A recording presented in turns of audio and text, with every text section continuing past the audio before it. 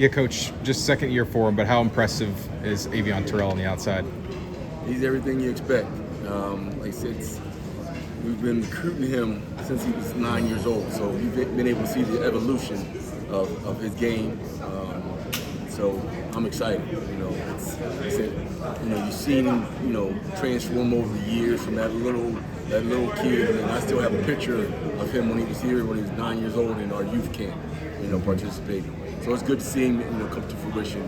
Him and Shelton kind of talks about the friendship they have off the field. How important do you think that is to kind of have that relationship on the field? I mean, it's great because now you got a guy that's got your back, and he's fighting for the same thing you're fighting for, and when you have that type of synergy, hopefully, it equals success. It's been a frustrating couple of years for Jaden Lucas. How's he kind of, finding his way back into a role? With Jaden, it's just been, his health.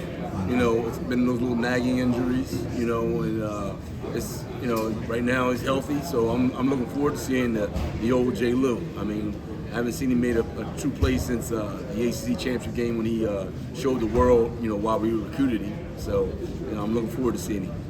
He's healthy and will be practicing this summer. Yes, sir. He's back now. He's doing everything, everything that's been asked of him. So, I'm looking forward to it. How's his rehab been coming from the hip surgery? I mean, from everything, what everybody's telling me, he looks good. So I'm looking forward to putting my eyes on him. Right now, we haven't been able, as far as coaches that have not been able to do anything per se with the players yet. So, it's one of those kind of things that, Santa Claus has come, and I'm going to hurry up and get down the steps and see what he left me. There's no replacing Nate, obviously, but the cornerback group had the lone tiger go in the first round. With the cornerback group, is that something that they've taken upon themselves to kind of compound on and just raise the bar of that section of the DBs? Well, you talk about the history and the legacy of defensive backs here. It's like one person leaves, the next one steps up. It's an opportunity for somebody else. And, it's one of those things I don't recruit a kid to come to Clemson and sit on the bench. I recruit kids because I want to see them play. And so it's going to be interesting to see who's that guy that's going to be stepped up. I mean, I got an inclination which guy it is, but my inclination never worked. It's always somebody else. So I'm anxious to see some guys go out there and compete and win an opportunity to play on Saturday. As far as leadership, who have you seen step up, and who do you want to see step up this fall? Well, Sheldon Lewis is a guy, that's he's a natural born leader. He came in day one and he was telling guys what to do. Avion is a leader, and then Jaden Lucas is starting to mature and become that leader that you want young men to be.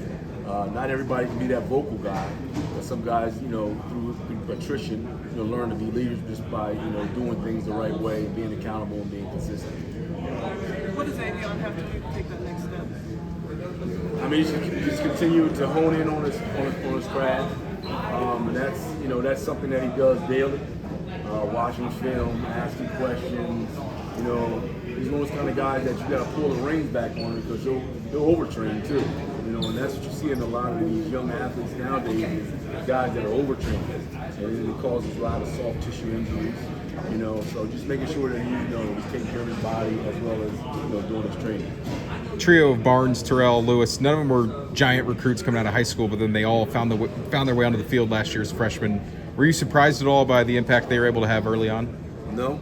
I mean, like I said, for some of these kids, we've watched them grow, And, it's one of those things that you see it in them. These are guys that are hungry.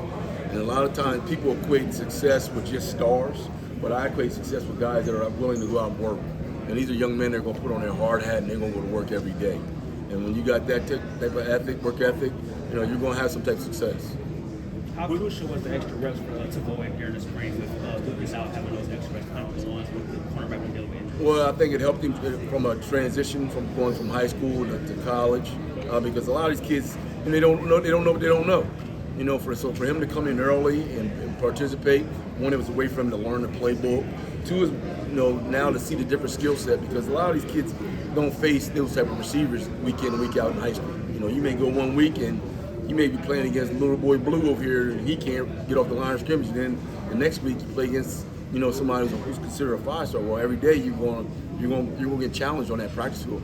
And I told Walk over here at the Roar, you know, we got some guys in that receiver room that, you know, are really going to surprise some people.